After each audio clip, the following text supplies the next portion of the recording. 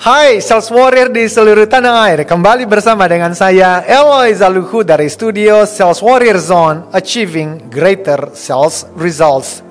Topik kita kali ini, Powerful Closing Techniques bagian pertama.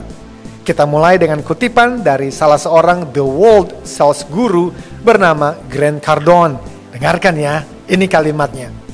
No one is really served until you close the deal. Artinya, tidak ada orang yang dilayani, tidak ada seorang pun yang mendapatkan manfaat atau keuntungan. Anda tidak, perusahaan Anda tidak, dan tentu saja prospek Anda juga tidak, sampai Anda berhasil close the deal, menutup penjualan. Teman-teman, sebelum membahas closing techniques, perlu saya sampaikan bahwa salah satu kesalahan terbesar dari banyak pelatihan dan buku-buku sales selama puluhan tahun adalah mencampurkan antara selling dengan closing. Kesalahan tersebut hampir sama dengan mencampurkan antara marketing dengan selling. Memang sih keduanya saling berhubungan, tetapi keduanya kan tidak sama. Marketing jelas bukan selling, dan selling bukan marketing. Demikian juga selling jelas bukan closing, dan closing bukan selling. Bagaimana sih membedakannya? Well, hafalkan saja pengertian keduanya sebagai berikut. Selling adalah tentang to give and to serve. Artinya, memberi dan melayani. Memberi nilai manfaat, solusi terbaik, serta melayani calon konsumen atau calon nasabah dengan sebaik-baiknya. Sementara, closing adalah mendapatkan transaksi penjualan. That's it. Dengan jam terbang, intuisi sudah mulai bermain. Seorang sales warrior tahu kapan selling dan kapan closing. Jika Anda selling kelamaan, lalu closingnya kapan?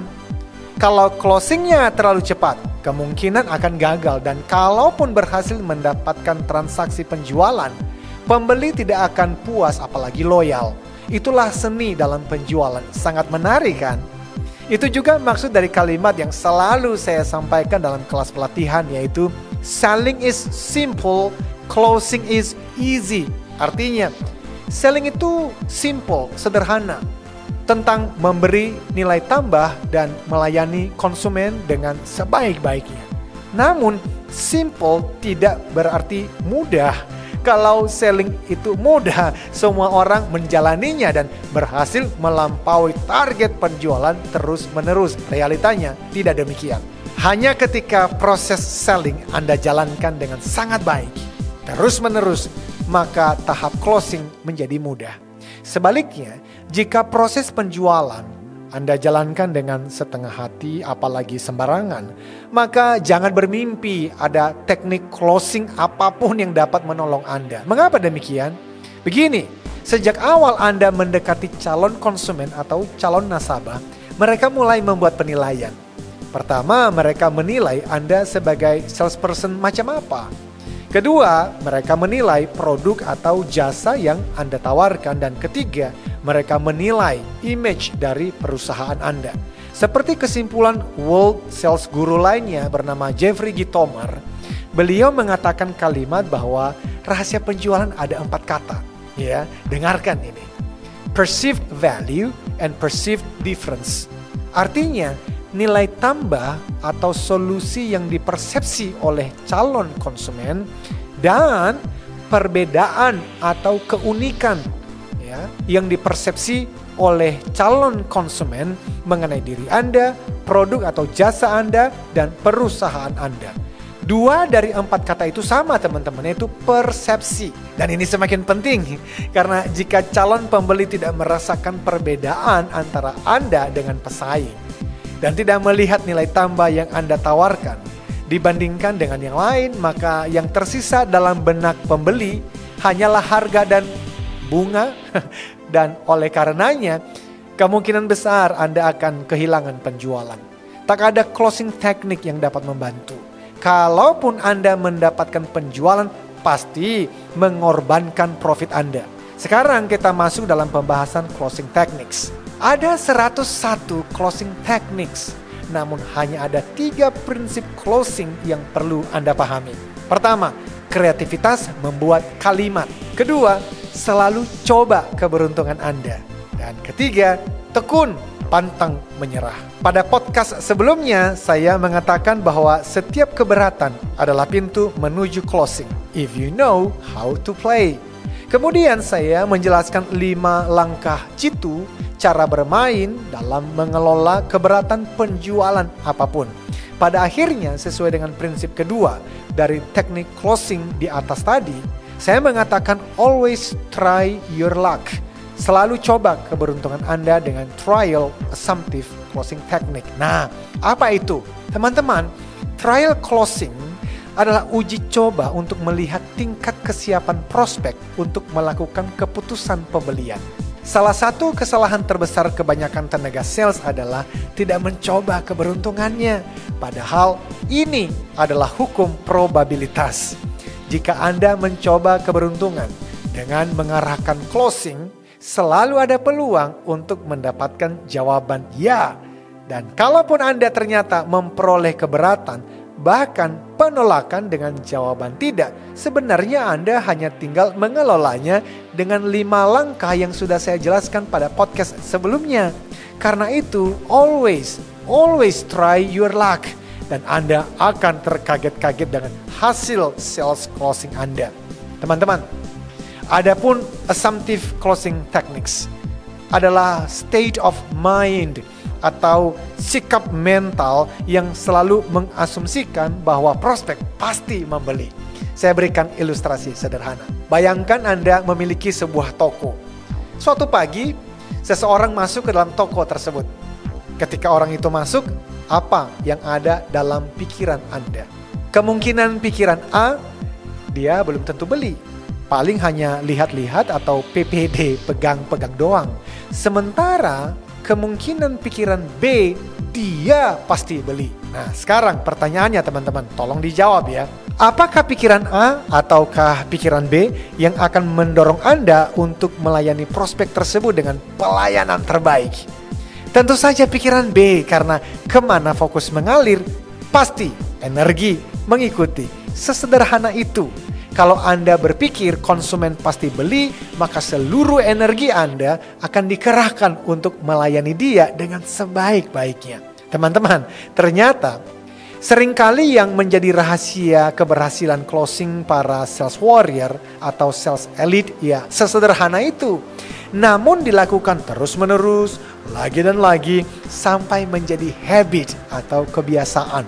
Itulah yang saya sebut dengan istilah habits of sales warriors.